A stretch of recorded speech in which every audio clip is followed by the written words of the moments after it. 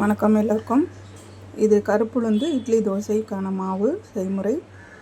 1 பங்கு உளுத்தம் பருப்பு, கருப்பு உளுந்து, வெந்தயம், 5 பங்கு இட்லி அரிசி, 3 அழாக்கு பச்சரிசி சேர்த்து ஊற வைத்து 8 மணி நேரம் ஊற வச்சு அதுக்கப்புறம் நைட்டு ஃபுல்லாக மாவை அரைச்சி நைட்டு ஃபுல்லாக வச்சுட்டு காலையில் புளிச்சு பொங்கி வந்துடும். அதுக்கப்புறம் நம்ம இட்லி தோசை தயார் செஞ்சு சாப்பிடலாம்.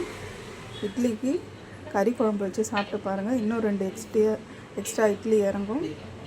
ஒர்க்கிங் உமனுக்கு இதை செஞ்சு வச்சுக்கோங்க. உங்கள் இடுப்பு வலி, கால் வலிக்கெலாம் ஒரு நல்ல மருந்து. ஏன்னா நம்ம தனியாக நம்மள கவனிக்க மாட்டோம். கருப்பு உளுந்து செஞ்சு களி செஞ்சு சாப்பிட மாட்டோம், கஞ்சி வச்சு சாப்பிட மாட்டோம். இப்போ நம்ம இட்லி தோசை மாவில் ரெடி பண்ணிட்டோன்னா உங்களுக்கு அது எடுத்து சாப்பிடவும், செஞ்சு வச்சு சாப்பிடவும் ஈஸியாக இருக்கும். ட்ரை பண்ணி பாருங்கள். நன்றி அனைவருக்கும்.